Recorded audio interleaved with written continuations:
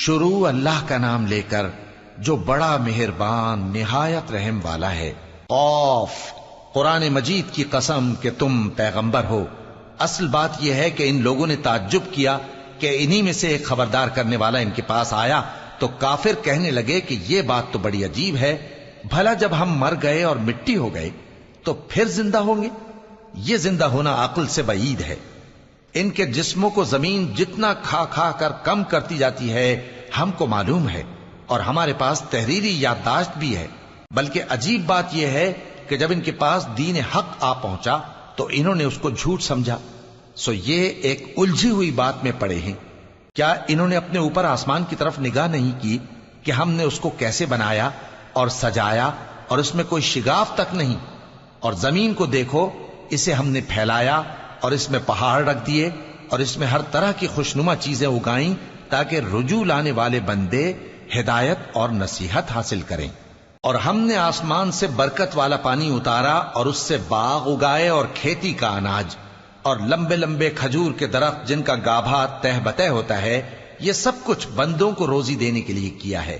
اور اس پانی سے ہم نے مردہ زمین کو زندہ کیا، بس اسی طرح قیامت کے روز نکل پڑنا ہے۔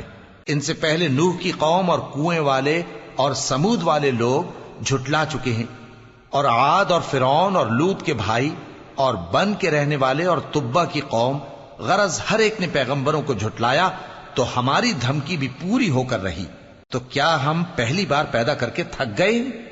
نہیں، بلکہ یہ اثر نو پیدا کرنے کے بارے میں شک میں پڑے ہوئے ہیں۔ اور ہم ہی نے انسان کو پیدا کیا ہے، اور جو خیالات اس کے دل میں گزرتے ہیں ہم ان کو جانتے ہیں، اور ہم تو رگ جان سے بھی زیادہ اس کے قریب ہیں۔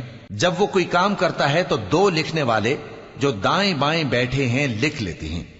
کوئی بات اس کی زبان پر نہیں آتی مگر ایک نگہبان اس کے پاس لکھ لینے کو تیار رہتا ہے۔ اور موت کی بے ہوشی حقیقت کھولنے کو طاری ہو گئی۔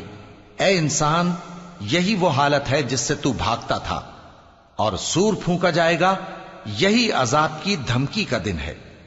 اور ہر شخص ہمارے سامنے اس حال میں آئے گا کہ ایک فرشتہ اس کے ساتھ ہانکنے والا ہوگا اور ایک اس کے اعمال کی گواہی دینے والا۔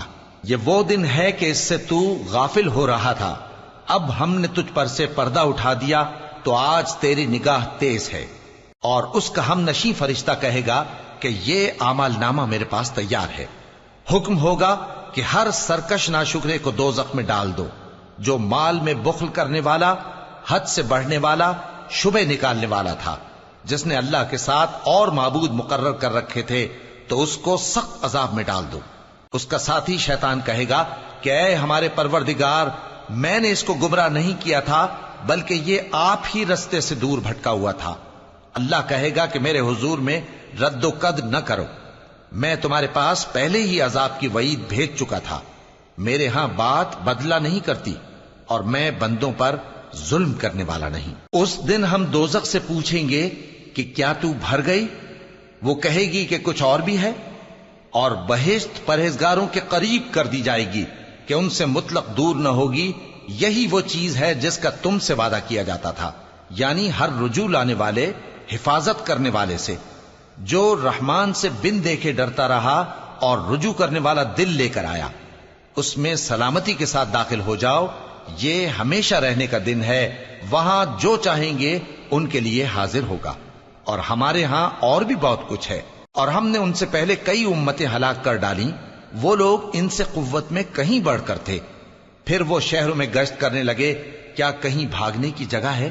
جو شخص دل آگاہ رکھتا ہے یا دل سے متوجہ ہو کر سنتا ہے، اس کے لیے اس میں نصیحت ہے۔ اور ہم نے آسمانوں اور زمین کو اور جو مخلوقات ان میں ہے سب کو 6 دن میں بنا دیا، اور ہم کو ذرا بھی تھکن نہیں ہوئی۔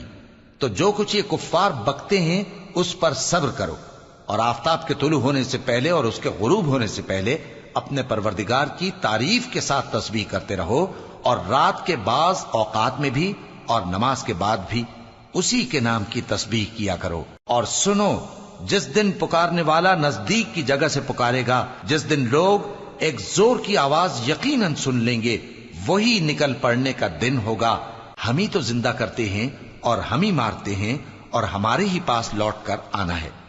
اس دن زمین ان پر سے پھٹ جائے گی، اور وہ جھٹ پٹ نکل کھڑے ہوں گے، اس طرح سے جمع کرنا ہمیں آسان ہے۔ یہ لوگ جو کچھ کہتے ہیں ہمیں خوب معلوم ہے، اور تم ان پر زبردستی کرنے والے نہیں ہو۔ پس جو میرے عذاب کی دھمکی سے ڈرے اس کو قرآن کے ذریعے نصیحت کرتے رہو۔